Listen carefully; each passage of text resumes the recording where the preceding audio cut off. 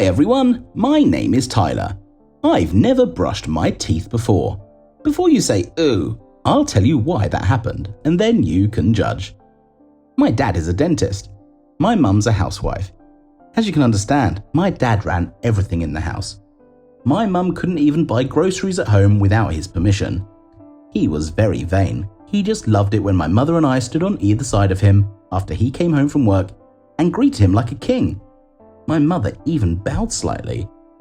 Yes, he was a good dentist and had many clients, both children and adults. But did that give him an excuse to treat us like that? He was super nice in public, but at home, he was a complete tyrant. My father considered himself a king and a god, and he didn't tolerate objections. I remember one time he told my mum to make another dish for dinner because he didn't want fish. My mother stood at the stove all day. She was also sick, standing next to him with a fever while he tasted the food. But in the afternoon you ordered the fish. And now I want chops. Is it so hard for you to cook it? Who's the boss in this house? Who brings in the money? Who provides for you? You, darling, all of you. Then go cook for me and hurry up. All right, I'll do it. Can't you see she's not well? What did you say? Nothing, dear. I'm sorry, son. Go to your bedroom. I'll do it myself. Daddy, I said, can't you see she's sick? Mum is sick. She has a fever and you drive her into the kitchen at this hour. Someone hasn't had a belt for a long time. Go ahead, hit me all you want. I don't care. I hate you and I want you to know it. Matilda, you didn't raise your son well. Does he want to be punished? He'll get it. Mum tried to stand up for me, but I didn't even blink when he took the belt off my pants and started beating me with it. I didn't make a sound, even though it hurt me. I was angrier than anything else. Maybe because of that, I didn't feel any pain. Dad knew that almost immediately. He let me go and then said, Praise, you stood up to it. I'll see you at work tomorrow. To tell you the truth, I was glad and proud of myself, because my father never invited anyone to his workplace, and he invited me when I was 5 years old. I felt that he took me as a real man, and that made me happy. My mother smiled too, only she didn't show it to my father. She made another dinner for him, and I went to bed. He woke me up early in the morning and we drove to his place of work. As soon as I walked into his office, the dental world opened up before me. The chair, the lamp, the instruments, but it looked intimidating. Dad invited me to lie down in the chair. I opened my mouth and Dad said, I see you're not taking good care of your teeth, and you're the son of the best dentist. Let's get them fixed. He turned on his buzzing machine and reached into my mouth. The instant pain paralyzed me. I could only twitch my legs, but my father said he might cut out my tongue if I didn't stop twitching. He decided this way to punish me for my boorish behavior, and when he let me go after an hour in tears, he told me I should learn 2 important lessons. The first was to always obey him, and the second was that my teeth had to be perfect. I came home and complained to my mum. She cried with me. From that moment on, I decided to do the opposite and not care what he did to me. I scolded him every day. At first, my father roared with anger, and then he started having problems at work and stopped paying any attention to me.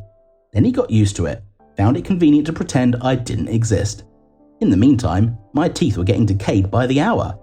As the years went by, my mouth sometimes stank so badly that I felt sick to my stomach. So I found a solution: gum or spray. I didn't care that my front teeth were so black. I told everyone that I was allergic to toothpaste. That's why they were so black. My dad was oblivious to something like that, and my mother begged me to go to the dentist. Another dentist, of course, but when I remember that awful moment with my father, it hurt, and I didn't go anywhere. When I got a little older, there were hardly any teeth left. The milk teeth fell out, the permanent ones grew and started rotting. I had all sorts of things going on with my teeth. Periodontal disease. I swallowed painkillers to keep my teeth from hurting, and then I somehow got used to the pain.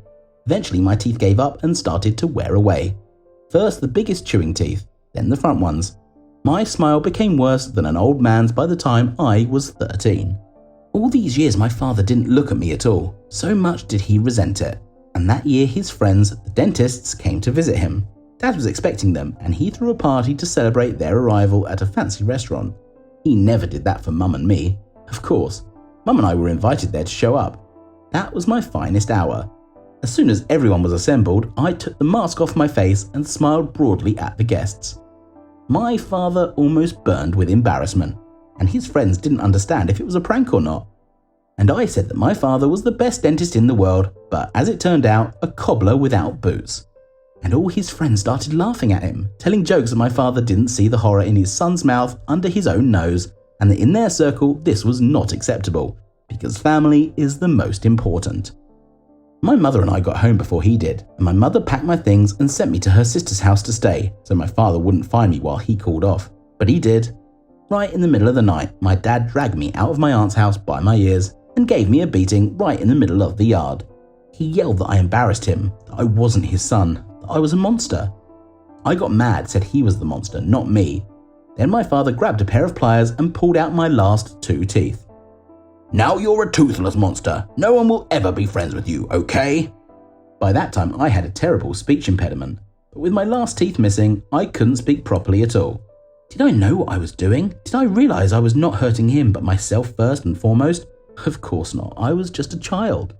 It turns out that my revenge was very bad for me. My father left the family after that. He took everything with him and left me and my mother nothing. We went to live with my aunt. My mother got a job as a waitress to save money for my implants, and they were very expensive. After finishing school with dentures, I went to work on my own. I never heard from my father and didn't want to hear from him either. Every year I got a few teeth done until eventually I got my whole mouth done. Thanks to my mum and myself, I realized I had stepped wrong. But then things got better. I got a job. I met a girl. We started talking. It turned out that her mum was a dentist and she knew my dad. "I'm so jealous of you." "Why?" "Because your dad is so famous." "You don't know much, so don't be." "Why not? I also wish my mother, when she became famous, would talk about me later as the best gift of fate." "What? You're confused. My dad's not like that." Nina pulled out a dental magazine and showed me an article about my father. He was doing an interview. My father said his biggest regret was that he didn't show his love for me, even though he loved me. "I knew how to fix any tooth, but I didn't know how to raise children right. I was a bad father and still am," he said frankly. And then I saw pictures of me as a baby. As it turned out, Dad took a lot of pictures of me and saved those photos. They were even published in a magazine. Dad said that he only became a dentist because of my mother's patience and a son like me, because I was the one who inspired him to become a dentist. No, it can't be. My father wouldn't say that. It's his interview. He was just playing to the audience. "Is it true that you've never brushed your teeth?" "I used to, until I hurt myself all by myself." "Your father told me that he took out your last rotten teeth so the dentist could give you implants." "That's not true. My mum and I saved up to get them. They're very expensive." "How expensive?" "I had one tooth done for about $200. "And where did you find the doctor?" "The doctor found me. He wanted to practice and my mum and I agreed because it was cheap." "Did you know that your dentist is my uncle and that he has years of experience? One implant costs over $1,000 and he's also a friend of your dad's." "What? That's not true." "It's true, Tyler. Your father paid for everything." "He took everything from us. My mum and I live in a rented apartment." "Are you sure you rented for $500 even though the rent is $4,000? "How do you know?" "My dad told me." "Do you think you were lucky?" "No way, shut up. And you? Did he send you?" "I was told to be friends with you, but I happened to fall in love, so I told him everything." I felt bad. I spent a few days digesting this information until I told my mother. She cried, and then she said that my father had called her, asking how we were doing. And today I have a meeting with him, and I don't know what I'm going to tell him. But I think I was wrong too. Hello everyone, my name is Noah. I want to tell you my story about how I had an unusual blood transfusion. First of all, I have to admit that this was a secret procedure. I had to sign a bunch of non-disclosure papers. You probably want to know what it was and how it happened. I'll tell you about it. In the meantime, like the video, write comments, and don't forget to subscribe to the channel. My family and I moved to another country not so long ago in search of a better life. It was winter, so my sister and I weren't in the mood anyway. We just hated the cold. However, in the new city, Mum suggested that we should take a walk with Bella. We got dressed and went to the ice rink. According to Bella, there were so many people, and she saw a cool forest nearby on the internet where you can take photos and shoot TikTok. I agreed, there was nothing to do anyway. We went there, and Bella asked me to take a picture of her. I'd left my glasses at home that day, and I couldn't see much. The shots were blurred, and my sister was indignant. Worst photographer. I just forgot my glasses. How could you forget them? You're almost blind without them. I can't see very well up close, but far away is fine. Maybe I should stand further away then. Let's try it. The pictures were still not very good. Then Bella said that she would rather take pictures of me. I know you can't see, but I can see you. And sometimes change your position. Otherwise you look like a statue, she told me. I started fooling around, parodying her. We were laughing, and then I noticed a guy in the distance. He was walking on the ice and looking at me. And then at some point, bam, he fell through the ice. Oh no, a guy is drowning. Where? What? Let's go there. We ran in his direction, and I cautiously approached the place where he had fallen. The guy was drowning, shouting, "Help!" I told Bella to call the emergency services, and I crawled very slowly over there.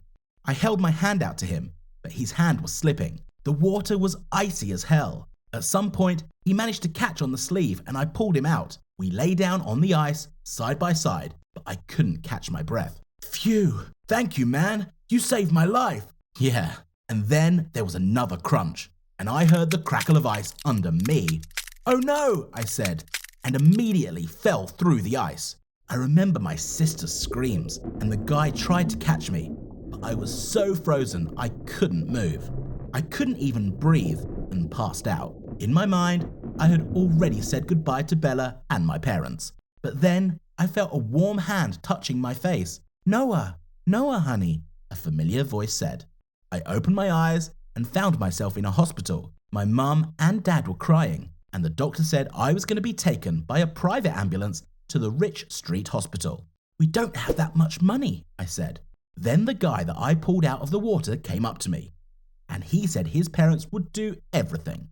I lost consciousness again, and when I woke up, I was already in another room. The place was an expensive boarding house, more than a hospital. Where am I? We're in hospital, private. Don't worry, it's okay. You were badly injured by a shard of ice. It cut your aorta. You lost a lot of blood. You need a transfusion. And you were given blood by these people whose son you saved. Are you feeling better now? It's like I didn't get sick. Then I felt my eyes. It was strange, but my vision was so crisp and clean, as if I was wearing lenses. But I didn't have them, as well as glasses. Mum, you have wrinkles. She smiled and said it was just age. Then the doctors called her. I stayed in the room and Bella came in with the guy. Noah, hi. His name is Rick. Do you remember him? I don't think I'll ever forget him. He was here with his parents for a long time. They fed us and paid all the procedures. Why? You saved my life. I couldn't stay in debt. That's the least we could do for you. Bella, can you get us some water? Bella left the room and Rick and I were left alone. He suddenly asked me if I felt any strange improvements in my body, to which I replied that my vision had improved and nothing hurts. He said it was okay because they had given me some different blood. What does that mean? I come from a very rich family, as you understand. We are not treated in regular hospitals and order drugs to order. I have the same blood in my veins as you, so I didn't get sick after the ice water. You would have died if it wasn't for that golden blood. Gold? That's what we call it. It protects almost all members of our family from diseases, but not from accidents. Then Bella came back into our room, and Rick stopped talking and said he would come to visit me at home later. I was released from the hospital a day later, and as soon as I got home, I looked in the mirror and noticed that my vision wasn't just good, it was 100%. I could see the small pores on my cheeks in the mirror, and I didn't even strain. Then my mother came into the room and asked Bella if she had seen her red purse. I haven't seen it in a long time, my sister replied. And then I blurted out, it's in the garage on the top shelf. You went to your grandmother's and left it there. And then I fell silent. My mother asked in surprise how I knew, because the trip was more than 2 months ago. I just remembered it. Supervision? Memory? I thought to myself. Is this the golden blood? Suddenly there was a knock on the door, and Rick had come to see me. He invited me for a walk and told me that in fact, the golden blood has unique properties. You can't find it in hospitals, as I said. We order it. We have a whole community of rich neighbors, relatives. It costs a lot of money. But when my ancestors heard that you saved my life, they were not stingy. Oh yes, here's another one. He held out his car keys. What's that? The car. Your gift. I hope you'll accept it. I didn't want to take such an expensive gift, but Rick insisted, saying it was from his parents as a token of gratitude. If it wasn't for me, you wouldn't be in trouble at all." I thanked him and came home so happy. Showed the gift to my parents. Bella was the most excited. She asked me to take her for a ride, but I said I was busy right now. I was going to do my lessons, so I missed a lot. Then she got angry and left somewhere. An hour later, we got a call at home, and I heard my mother talking from the kitchen. Yes, I also had better hearing now. "Oh no! What? Where? How?" Then I realized what it was about. Bella. I ran out of the room, and my mother was standing there crying, and then she started to leave. "Mum, wait! What happened?" "Bella, she stole your car and had an accident." My mother and I went to the hospital and found Bella in the operating room. The doctor said we need a blood donor. "I'll go." "No, you're just out of hospital. I won't let you." "It's okay, Mum. I know what I'm doing." Somehow I managed to persuade my mother to sign the agreement. I was immediately transferred to a ward and put to sleep. I gave Bella my blood, and they gave me what they had, the usual blood. When I opened my eyes, there was a haze in front of me. I realized that my fog vision had returned. My glasses were on the table beside me. I put them on and went to Bella's room. Doctors stood and wondered why the girl, after so many serious injuries, has already come to her senses and feels great.